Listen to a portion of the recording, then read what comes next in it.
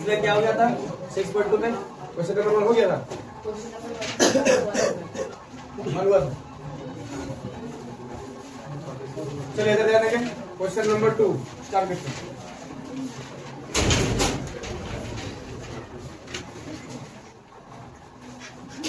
किसी त्रिभुज PQR की भुजाओं PQ और PR पर क्रमशः बिंदु E और F स्थित है। निम्नलिखित में से प्रत्येक स्थिति के लिए बताइए कि EF और QR पैरेलल है या नहीं। चलिए ध्यान देंगे जो कंडीशन बोला उस कंडीशन के हिसाब से हम एक ट्रायंगल बनाते हैं।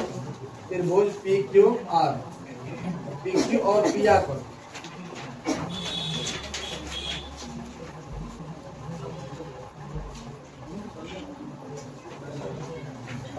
PQ और PR दो बिंदु स्थित है हमारा E और F।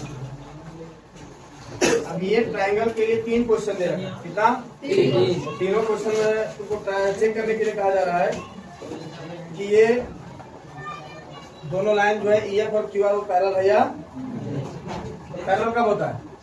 हेलो बीपीटी का जो विलोम है उसको बीपीटी क्या कहता है कि ये दोनों पैरेलल होगा तब इतना बटा इतना होगा, ये रेशियो क्या इक्वल होगा, है ना।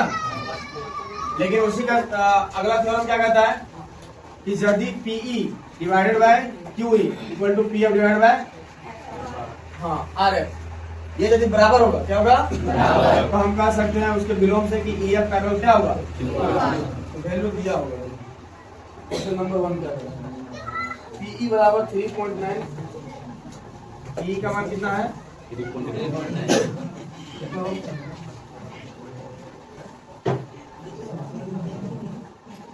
QE equal to 3, PF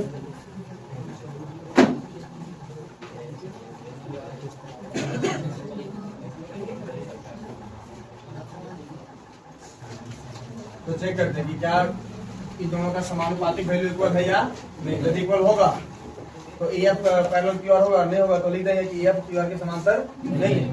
simple सी बात। चेक करो PE का वैल्यू है तुम्हारा PE बटा QE इक्वल टू PF बटा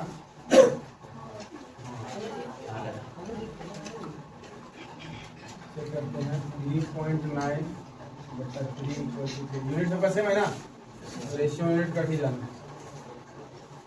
ये हो जाएगा 0। सॉल्व करो तो ये कैंसर और ये क्या 3 से कट सकते हैं ना, बोलो दोनों इक्वल है क्या 13/10 या 3/2 ये बराबर नहीं है, बराबर नहीं है। हम कह सकते हैं देयरफॉर EF QR के समांतर नहीं। है इसमें 3 क्वेश्चन है, तीनों क्वेश्चन में तो और बता देते हैं वो चेक करना। तो इस तरह से वैल्यू बैठाकर क्या करना है, यदि बराबर आएगा तो हम लिख देंगे बीपीटी के विलोम से ये दोनों लाइन क्या है एक दूसरे के समांतर। तीसरा वाला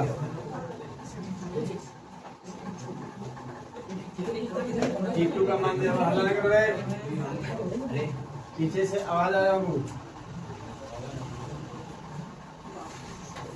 कॉपी में ट्राई करो, दूसरा तो लो। क्वेश्चन नंबर 2 जो है तो कॉपी में ट्राई करो।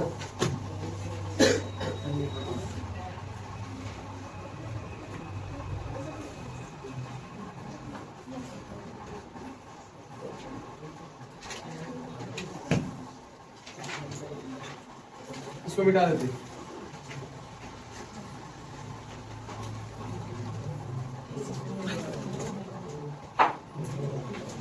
ध्यान दो यहाँ पर क्या कहते हैं P से Q का मान, एक बार P से Q का मान तो यहाँ तक दे दिया ना 1.28 सेंटीमीटर। P से R, P से मतलब जो टोटल कंप्लीट मान कितना दे दिया 2.56 सेंटीमीटर। P से E, P का मान दिया 0.18 और PF दिया हुआ तुम्हारा 0.3। अब बोलो हमको ये वाला वैल्यू हम ये चेक कर सकते हैं, इतना बटा इतना ये भी होता है बीपीटी के रूल से, है ना। छोटा बड़का बटा छोटा भी कर सकते हैं, लेकिन ऐसा जो पहले से उसी से निकालो। जब टोटल का वैल्यू दिया हुआ है और आधा का इधर का जो टुकड़ा उसका दिया होगा, इधर का तो निकलेगा ना, इधर नहीं निकलेगा। तो घटाओ इसमें 1.28 में 0.18 घटाएंगे तो 1.10 आएगा, है कि नहीं आएगा? घटाने आता कि नहीं आता? पूरा का पूरा है 2.56, 2.2 सॉल्व करेंगे तो कितना आएगा? 2.20 आएगा, आएगा ना? लगा दो, चेक कर लेते हैं। PE बटा QE बराबर PF बटा RF। P का वैल्यू कितना हो गया हमारा? 0.18, QE का वैल्यू कितना हो गया? 1.10, PF का वैल्यू हो गया 0.36 और ये हो जाएगा 2. दशमलव के बाद 2, दशमलव के बाद 2, दशमलव के बाद 2, दशमलव के बाद 2। वैसे हालांकि इससे मतलब नहीं है, इधर जब भी रहे फ्रैक्शन में और डेसिमल के बाद सेम डिजिट रहे तो डेसिमल को तुम डायरेक्ट क्या कर सकता है? हटा सकता है। दिक्कत तो कितना रेशियो आएगा बता दो। वैसे भी इसको 2 से काटेंगे, 18 और ये 110 आएगा ना, दोनों सेम हुआ। 18/100, 18/100 दोनों बराबर हुआ ना, तो कह सकते हैं देयरफॉर EF जो है वो समांतर है किसके? QR। इस नियम से तो VPT के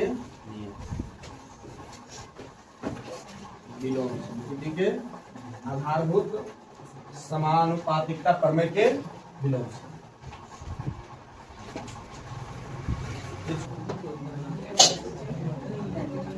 चलिए क्वेश्चन नंबर 2 बोल रहा है 2, 3, 3, 4, 5, 3, 4 और 6, ये चारों क्वेश्चन सेम टाइप का। एक ध्यान पूर्वक यदि एक दिमाग में सेट हो गया तो चारों को चारों अपने आप दिमाग में सेट हो जाएगा। बस इमेज को जो है ना वो अच्छे से ऑब्जर्व करना। तो देखो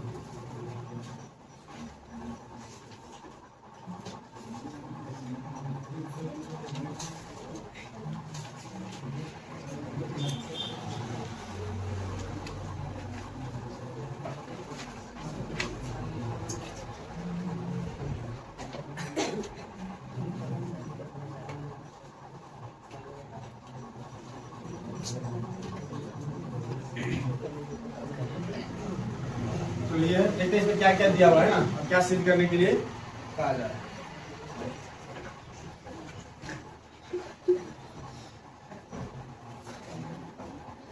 दिया है LM जो है सो पैरेलल है किसके? CB के,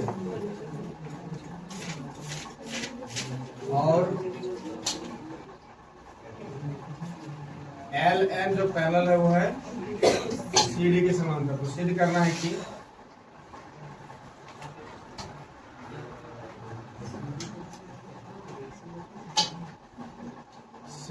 है कि AM बटा AB बराबर AM बटा ध्यान दो, अपने आप जैसे जैसे देखने के लिए बोल रहे हो चीजें तुमको अपने आप दिखेगा।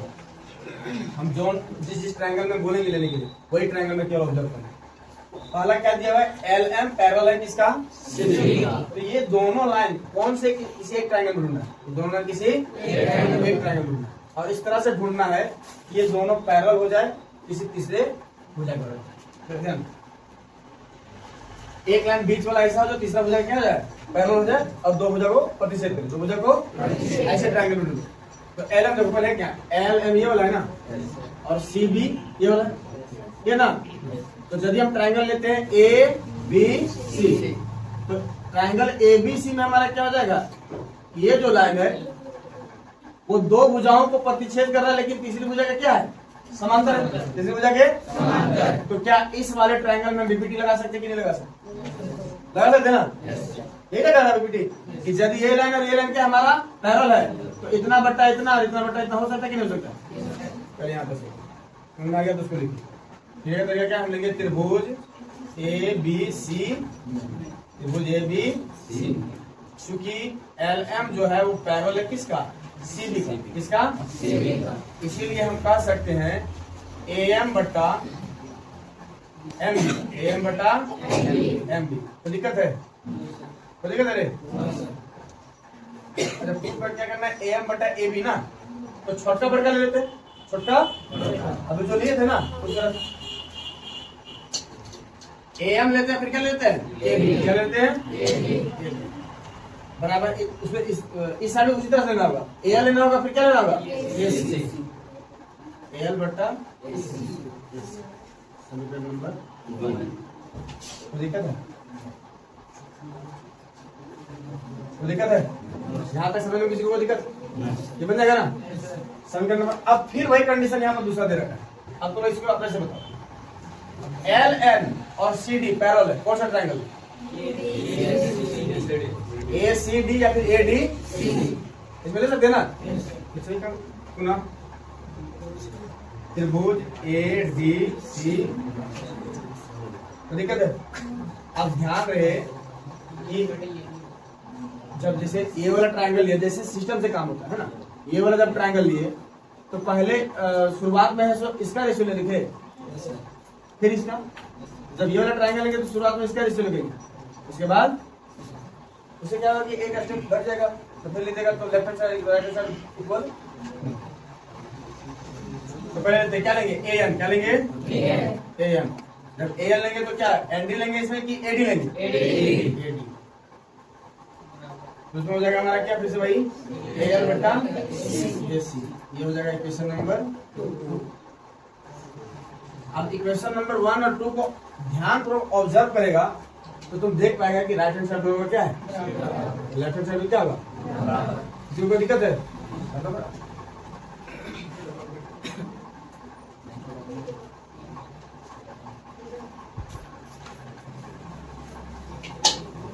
डायरेक्टली लिख दो ना, AM बटा AB बराबर AN बटा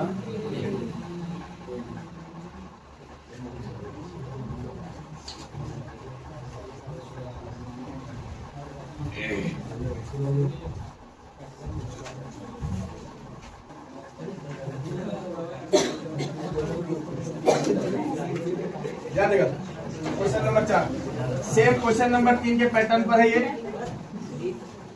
थोड़ा सा ध्यान देगा तो अपने आप, पहले फिगर में ही समझ लेते हम लोग, ध्यान दो ABC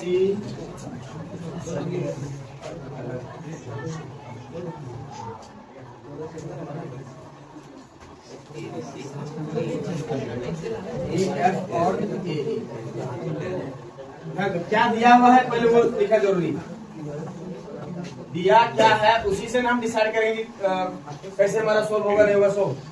तो क्या क्या दिया उसको, DE parallel AC, DE parallel AC, यदि क्वेश्चन नंबर 3 सबके दिमाग में क्लियर होगा तो ये अपने आप तो लोग बोलना स्टार्ट कर देगा, DF parallel AE, DF parallel AE। अब सीधे क्या करना है, जो भी लिख लेते हैं, सिद्ध करना है कि BF है ना, BF बटा FC FE एंड BE बटा E, ये सिद्ध करना। अब ध्यान दो, जो सिद्ध करना है वो देखो किसी ना किसी ट्रायंगल का वैसा हिस्सा होगा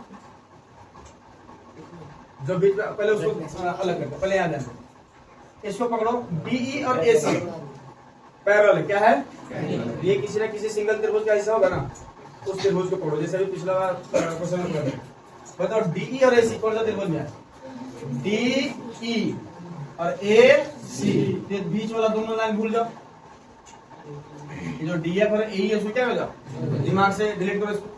तो यहाँ पर तुमको दिखेगा कि DE और AC यदि पैरेलल है तो त्रिभुज ABC में लेने से हमारा ये DE एक ऐसा लाइन है जो किसी त्रिभुज की दो भुजाओं को काट रहा है और तीसरी भुजा के समांतर, मतलब यहाँ पर BPT लगेगा। तो हम क्या लगा सकते हैं, ध्यान देगा, BD बटा DA लगा सकते ना, या फिर BD बटा AB लगा सकते हैं, लगा सकते ना, छोटा बटा छोटा या फिर छोटा बटा बड़ा, ऐसे लगा सकते। BE बटा EC लगा सकते हैं या फिर BE बटा BC लगा सकते हैं। अब प्रूफ क्या करना उस हिसाब से ट्राई करेंगे। प्रूफ क्या करना, देखो डी एफ बट्टा एफ सी, ये दूसरे ट्रायंगल बी देखो बी ई बट्टा ई सी, मतलब छोटा बट्टा छोटा, छोटा बट्टा छोटा। चलो यहां से ये वाला तो मिल जाएगा। एक चीज और दिया हुआ है डी एफ पैरेलल ए, तो देखो डी एफ कौन सा ट्रायंगल, ट्रायंगल केवल सेलेक्ट करना है, कुछ नहीं। डी एफ पैरेलल ए, कौन सा ट्रायंगल सेलेक्ट करेगा, ये बी ई में क्या हो जाएगा हमारा डी एफ जो है ए के पैरेलल हो जाएगा, तो हम कह सकते हैं बी डी बटा डी ए बटा बी ए बटा एफ बी। कर सकते हैं क्या? अब सेम तीसरा नंबर क्वेश्चन हुआ, इससे पहले जो बनाया हुआ है ना हुआ, वो लिखने का मतलब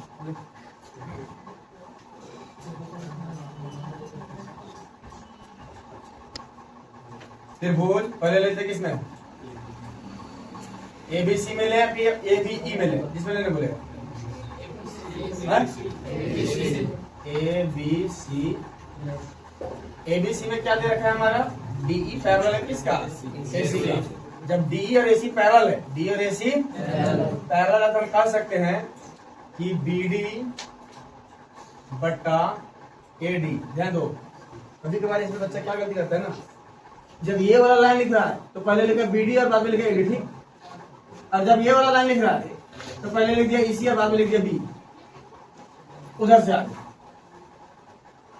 ये वाला साइड में इधर से गया, मतलब सेम वर्टेक्स लो ना, दोनों साइड से स्टार्टिंग क्या करो, सेम वर्टेक्स से करो। अब उधर से ही लेना था तो इधर से ले लो, इतना बटा इतना, इतना बटा फिर इतना बटा इतना, इतना बटा, वो भी चलेगा, कोई दिक्कत नहीं।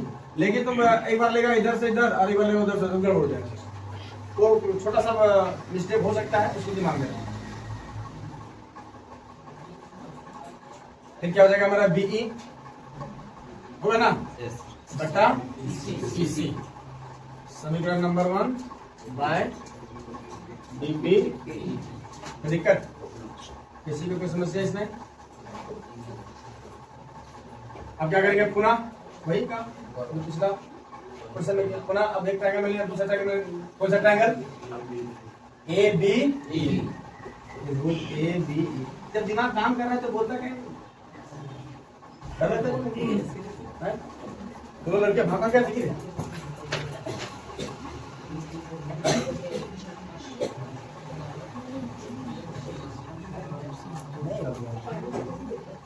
कंफ्यूजन दूर करना है ना, जैसे तुम यहाँ बोल रही बी है, क्या बोल रही है तो?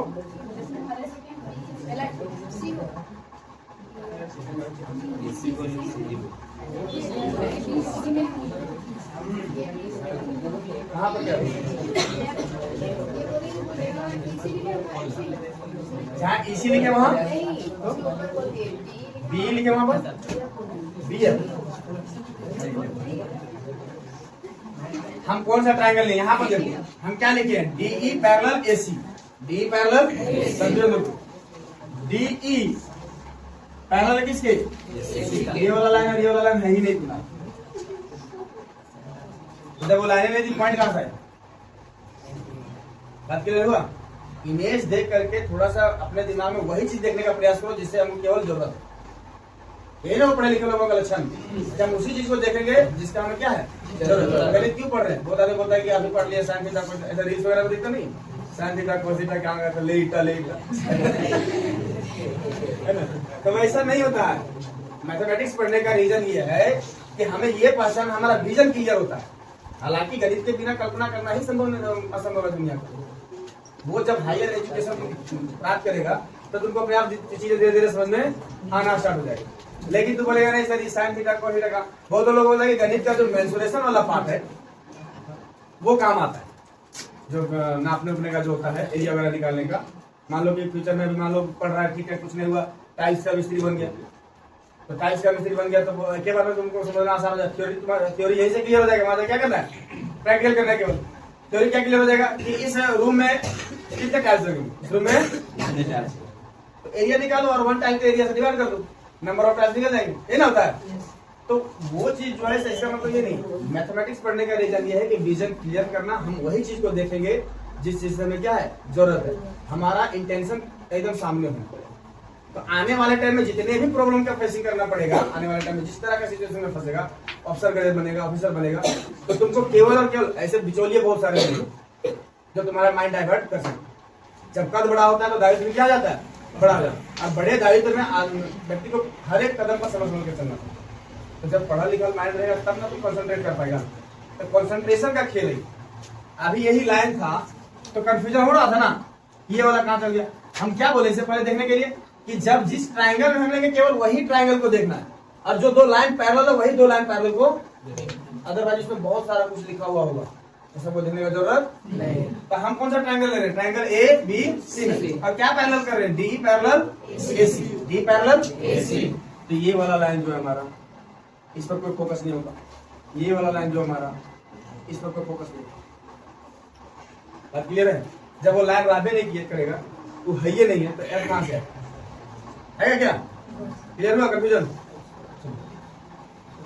ए बी ई में देखो, ए बी में क्या है तुम्हारा, डी एफ पैरेलल ए, डी एफ पैरेलल ए। अब ये वाला लाइन तुमको नजर नहीं आना चाहिए, ये वाला, और कौन सा ट्रायंगल ले रहे हैं, ए बी ई, और उसका पैरेलल क्या है, डी एफ और ए, डी एफ और ए। तो हम कह सकते हैं कि जब ये वाला और ये वाला लाइन पैरेलल है, इतना बटा इतना, कैसा था रे, डी डी बटा ए डी, और इधर क्या जाएगा, अब होगा हमारा बी एफ बटा एफ।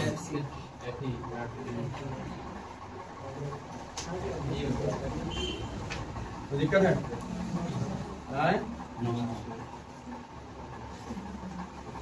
अब वही काम करो, समीकरण एक तथा दो,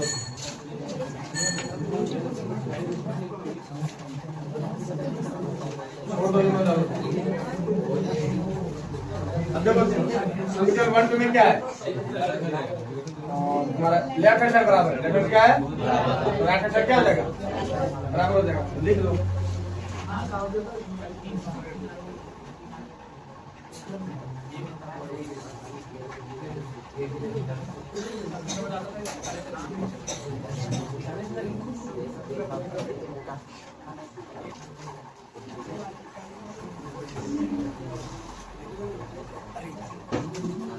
और सीधे क्या करना, हमारा आंसर क्या लाना है, डी एफ पैरेलल। सबसे पहले आंसर क्या लाना उस पर ध्यान देंगे। ये हम बता रहे रफली, घर में जरूर जाकर ट्राई करेंगे। डी एफ पैरेलल ए ही लाना है, डी एफ इधर है, ये वाला ना, E F parallel Q R, E F parallel Q R, question number 5 ना है, ई एफ पैरेलल, बाकी उधर ठीक है, ई पैरेलल ओ क्यू, ठीक है, D F parallel O R, ठीक है। ध्यान दो, लाना क्या उस पर पहले फोकस करो। ई एफ और क्यू आर को दोनों लाइन पकड़ो, ई से एफ ये लाइन मिला, और क्यू से आर ये लाइन मिला, ये दोनों को क्या करना, हमको समांतर करना। क्या करना है, समांतर। तो ये दोनों समांतर करने का मतलब हो गया कि बीपीटी का विलोम, बीपीटी का विलोम मतलब इतना बट्टा इतना और इतना बट्टा इतना पहले प्रूव करना होगी, समानुपाती। क्या है, अर्थात पीई बट्टा क्यूई और पीएफ बट्टा एफ आर, ये दोनों यदि बराबर हो जाएगा, क्या हो जाएगा, हम तुरंत लिख देंगे ई एफ पैरेलल क्या हो जाएगा, क्यू आर बाय बीपीटी के विलोम से, बीपीटी के विलोम से। अब कैसे आएगा सो ध्यान दो, पकड़ो इसको, डी समांतर ओ क्यू, डी समांतर ओ क्यू, देख कहां पर है, डीई और ओ क्यू, कौन सा ट्रायंगल पकड़ाएगा, पी क्यू वो पकड़ाएगा, पकड़ाएगा नहीं। ये दोनों लाइन क्या है, समांतर, ये दोनों लाइन क्या है, इतना बट्टा इतना और इतना बट्टा इतना होगा, होगा कि नहीं होगा, इक्वेशन नंबर 1 बनेगा।